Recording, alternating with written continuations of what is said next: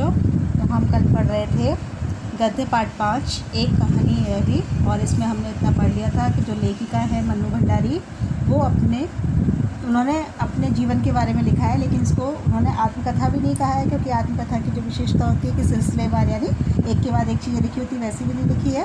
तो ये आत्मकथा तो नहीं है, लेकिन फिर भी उन्होंने अपने जीवन के बारे में बताया है। और इसमें उन्होंने सबसे पहले हमको बताया कि वो पहले अजमेर में रहते थे, पहले वो लोग इंदौर में रहते थे, लेकिन जब से वो अजमेर में आए तब से उनकी यादों का सिलसिला शुरू होता है। क्योंकि वो जब इंदौर में रहते थे तो छोटी थी, उनको नहीं पता था कि उस समय क्या हुआ था। तो अजमेर से जहाँ से उनको बातों का याद है वहाँ के बारे में बताया उन्होंने। और साथ में ये भी बताया है कि उनके जो पिताजी थे वो बहुत ज़्यादा ईगोइस्टिक थे, बहुत अहमवादी थे, और उनकी जो सफलताएं जितनी उनको इंदौर में मिलती थी वो यहाँ पर नहीं मिल पा रही थी, इसलिए बहुत ज़्यादा चिड़चिड़े हो गए थे, शक्की हो गए थे।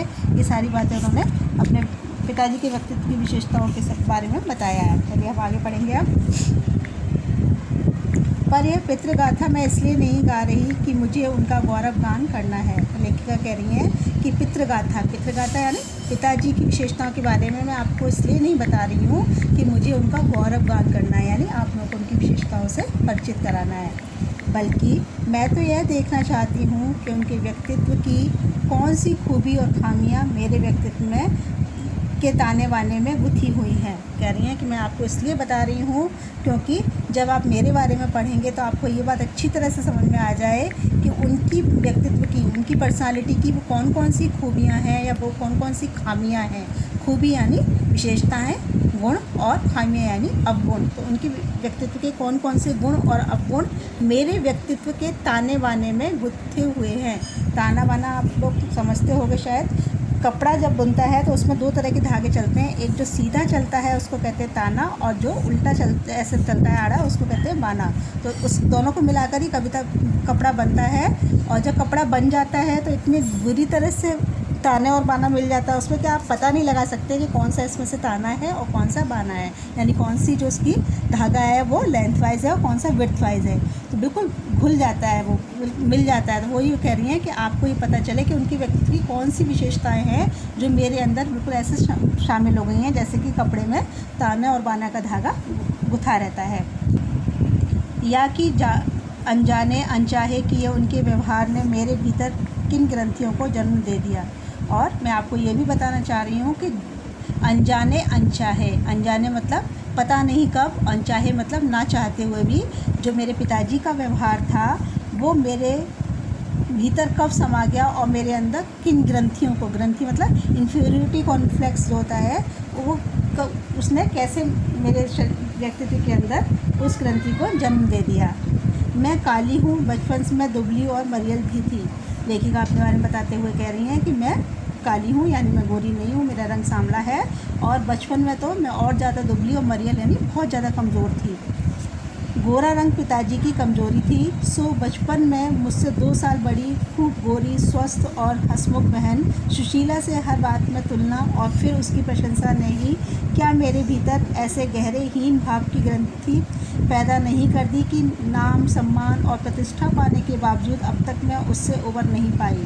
तो लेखिका क्या बता रही है कि उनके पिताजी ने उनके व्यक्तित्व पर क्या प्रभाव डाला है कि पिताजी जो थे उनको गोरा रंग बहुत पसंद था। और लेखिका ने बताया है कि मैं बचपन में बहुत काली थी और सुंदर भी नहीं लगती थी ज़्यादा, लेकिन उनसे 2 साल बड़ी उनकी एक बहन थी जिनका नाम था सुशीला, वो गोरी भी थी और देखने में भी सुंदर लगती थी। तो पिताजी की पसंद मेरी बहन ही थी, वो मुझे पसंद नहीं करते थे और हर बात में मेरी उनसे तुलना करते थे, और इस कारण उसकी प्रशंसा और मेरी जो बुराई करते थे उसके कारण मेरे अंदर हीन भाव यानी इन्फीरियरिटी कॉम्प्लेक्स डेवलप हो गया, वो मेरे अंदर आ गया। और उसका ये असर है आज तक मेरे व्यक्तित्व पर कि आज मैं सफल हूँ, यानी मुझे नाम भी खूब मिला है, सम्मान भी खूब मिल गया है, मेरी प्रतिष्ठा भी है पूरे समाज में, लेकिन फिर भी मेरे अंदर जो है कहते हैं ना कि एक विश्वास जो होता है, आत्मविश्वास नहीं है। मुझे लगता है कि ये जो चीज़ें मिली हैं वो उसके मैं लायक नहीं हूँ, क्योंकि पिताजी ने मेरे अंदर बचपन में ही भाव भर दिए थे कि मैं किसी लायक नहीं हूँ। आज भी परिचय करवाते समय जब कोई कुछ विशेषता लगाकर मेरे लेख की उपलब्धियों का जिक्र करने लगता है तो मैं संकोच से सिमट ही नहीं जाती, बल्कि गढ़ने को हो आती हूँ। तो कह रही है लेखिका, इन सब बातों का प्रभाव ये है कि आज जब मैं किसी समारोह में जाती हूँ, कहीं मुझे इनवाइट किया जाता है, और जब एक अतिथि के रूप में मेरा परिचय दिया जाता है, लोगों को बताया जाता है और मेरी जितनी भी उपलब्धियाँ हैं उनसे उन लोगों को परिचित कराया जाता है, तो मुझे अंदर ही अंदर मुझे लगता है कि शायद ये मैं नहीं हूँ। तो मुझे बहुत संकोच होता है और ऐसा लगने लगता है जैसे कि मेरे बारे में बात नहीं कर रहे हैं। वही सारी बातें हैं कि उनमें आत्मविश्वास की इतनी कमी है कि उनको लगता ही नहीं है कि जो कुछ मुझे मिला है मैं उसकी हकदार हूँ, या मेरी जो प्रशंसा की जा रही है वो वास्तव में मैं उस प्रशंसा की योग्य भी हूँ या नहीं। शायद अचेतन की किसी परत के नीचे दबी इसी हीन भावना के चलते मैं अपनी किसी भी उपलब्धि पर भरोसा नहीं कर पाती। और इसका कारण बता रही है अचेतन यानी अनकॉन्शियस मेरे मन में अभी भी कुछ ऐसी बातें दबी हुई हैं जिसके चलते यानी जिसके कारण मुझे अपनी उपलब्धियों पर भरोसा नहीं होता है। सब कुछ मुझे तुक्का ही लगता है। मुझे लगता है कि जो कुछ मुझे मिला है वो तुक्के से मिल गया है, बाई चांस मिल गया है, मैं इसके योग्य नहीं हूँ। पिताजी के जिस शक्की स्वभाव पर मैं कभी बनना चाहती थी, आज एकाएक अपने खंडित विश्वासों की व्यथा के नीचे मुझे उनके शक्की स्वभाव की झलक ही दिखाई देती है। वो कह रहे हैं कि पिताजी के बारे में बताया उन्होंने, उनके पिताजी के व्यक्तित्व में एक और क्या विशेषता थी कि बहुत शक्की थे। तो कह रही हैं कि जब पिताजी शक्की थे तब तो मुझे उन पर बहुत गुस्सा आता था, बनना जाती थी, यानी मुझे बहुत क्रोध आता था जब उनके शक्की नज़रों से मुझे देखते थे। लेकिन आज जब मैं इस उम्र पर पहुँच गई हूँ तो मुझे खुद लगता है कि मेरे भी व्यक्तित्व में कहीं ना कहीं शक का बीज पड़ा हुआ है, यानी पिताजी के व्यक्तित्व की जितनी भी विशेषताएँ थी वो सब अभी मेरे अंदर भी आ चुकी हैं।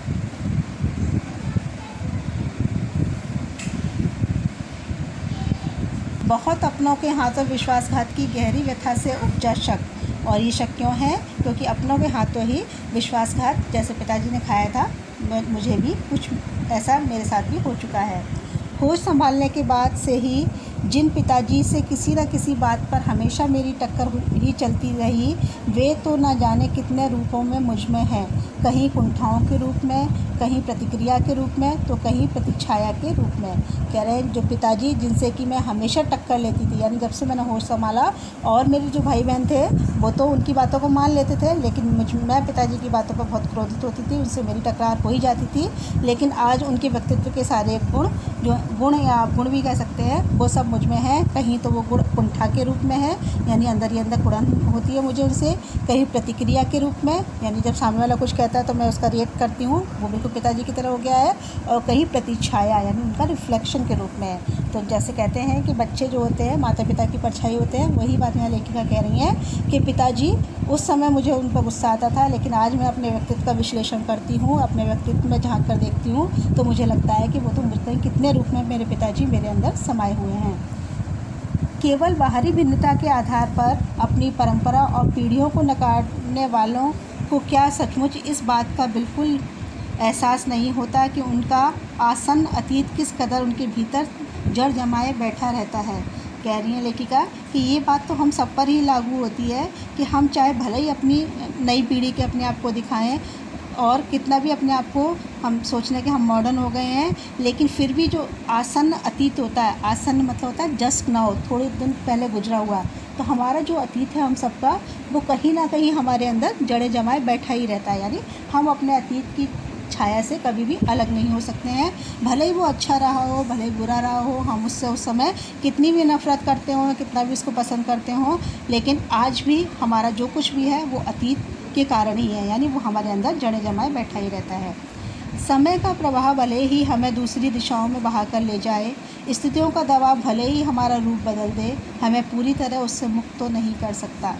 लेखिका बता रही हैं कि हमारा जो अतीत था वो हमसे समय के प्रभाव के कारण या तो छूट गया है, यानी हमें समय दूसरी दिशा में ले आया है, हम जहाँ पहले थे वहाँ पर नहीं है, या कुछ परिस्थितियाँ ऐसी रही हैं जिनके कारण कि हमारा अतीत हमसे दूर हो गया है, लेकिन फिर भी हम पूरी तरह से अपने अतीत से मुक्त नहीं हो सकते हैं। उसका हमारे ऊपर उसका प्रभाव जो रहता है वो हमेशा किसी न किसी रूप में पड़ा ही रहता है। पिताजी के ठीक विपरीत थी हमारी बेपढ़ी लिखी माँ, और पिताजी के बारे में आप अपनी माता जी के विषय में बता रही हैं कि हमारी जो माँ थी वो पिताजी के बिल्कुल अपोजिट थी, बिल्कुल विपरीत थी और बिना पढ़ी लिखी थी। धरती से कुछ ज़्यादा ही धैर्य और सहन शक्ति थी शायद उनमें। ये माना जाता है कि धरती जो होती है वो सबसे ज़्यादा धैर्यवान होती है, बहुत बहुत ज़्यादा सहनशील होती है, क्योंकि हर तरह की व्यक्ति का भार, हर व्यक्ति की अच्छाइयाँ बुराइयाँ सब लेकर चलती है। लेकिन कह रही हैं, लेखिका बता रही है, मनु भंडारी जी बता रही है कि हमारी जो माँ थी वो धरती से भी ज़्यादा सहनशील थी। कभी मैंने उनको किसी भी बात पर भरनाते हुए, झल्लाते हुए नहीं देखा। पिताजी की हर जाति को अपना प्राप्य और बच्चों की हर उचित अनुचित फरमाइश और जिद को अपना फ़र्ज समझकर बड़े सहज भाव से स्वीकार करती थी। कह रहे हैं कि पिताजी की हर जाति यानी पिताजी उनका कितने भी अत्याचार कर लें, कितना भी उनको परेशान कर लें, लेकिन वो उसको अपना प्राप्य यानी अपना समझती थी कि ये तो मेरी किस्मत है, ये मेरे साथ होना ही था। और हम बच्चे चाहे उनसे उचित फरमाइश करें, चाहे अनुचित फरमाइश करें, कुछ भी मांग करें, चाहे वो सही हो या गलत हो, वो हर बात को ऐसे करती थी मानो उनका फ़र्ज़ है कि वो पिताजी की और हमारी सेवा करें। बिल्कुल सहज भाव से स्वीकार करती थी, कभी उसमें उन्होंने असंतोष जाहिर नहीं किया। उन्होंने ज़िंदगी भर अपने लिए कुछ मांगा नहीं, हमेशा हम लोगों की छोटी छोटी मांगों को पूरा करती रहीं, पिताजी की हर मांग को स्वीकार करती रहीं, लेकिन उन्होंने अपने लिए कभी कुछ नहीं मांगा। चाहा नहीं, केवल दिया ही दिया। अपने लिए ना कुछ मांगा ना कुछ चाहा, बल्कि जो कुछ किया उन्होंने हमारे लिए किया, हमें दिया। हम भाई बहनों का सारा लगाव शायद सहानुभूति से उपजा माँ के साथ था। तो कह रही हैं क्योंकि माँ हमारे मतलब एक तरह से देखा जाए कि माँ के रूप में तो बहुत अच्छी थी, और इसीलिए हम सब भाई बहनों को उनसे सहानुभूति थी। मतलब हम लोग उनसे, ये तो हम नहीं कह सकते कि हमारी माँ सही थी अपनी जगह पर, लेकिन हम उनसे सहानुभूति रखते थे, क्योंकि पिताजी उनके ऊपर बहुत अत्याचार करते थे। माँ के साथ था, लेकिन निहायत असहाय मजबूरी में लिपटा उनका यह त्याग कभी मेरा आदर्श नहीं बन सका। लेकिन मैं जो थी, मैं उन माँ से बिल्कुल विपरीत थी। मैं हर गलत बात को तो बिल्कुल सहन नहीं कर सकती थी। तो कह रही है कि माँ के प्रति मेरी सहानुभूति तो थी, लेकिन उनका जो स्वभाव था कि निहायत मजबूरी में लिपटा हुआ था, उनकी सारी बात जो कुछ करती थी बस मजबूर सी लगती थी और हर तरह का त्याग करती रहती थी। तो मैंने उसको अपना आदर्श नहीं बनाया। आदर्श होता है वो जिसकी तरह हम बनना चाहें, जैसे जो आइडियल पर्सन होता है हमारे जीवन का, हम उसकी तरह अपने आप को बनाना चाहते हैं। लेकिन लेखिका बता रही है कि मैं माँ की तरह कभी नहीं बनना चाहती थी, क्योंकि मुझे उन पर तरस तो आता था, लेकिन मैं उनकी तरह बनना नहीं चाहती थी। तो वो मेरा कभी आदर्श नहीं बन पाई। ना उनका त्याग, ना उनकी सहिष्णुता, ना तो उनका त्याग मैंने अपना आदर्श बनाया, ना ही उनकी सहनशीलता को अपना आदर्श मैंने कभी बनाया। खैर जो भी हो, अब यह पैतृक पुराण यही समाप्त कर अपने पर लौटती हूँ। लेखिका कह रही हैं चलिए, वो तो जो माताजी पिताजी थे जैसे थे वो तो होते ही हैं सबके, उसके हम ना बदल सकते हैं, ना उसमें हमारी कोई चॉइस होती है।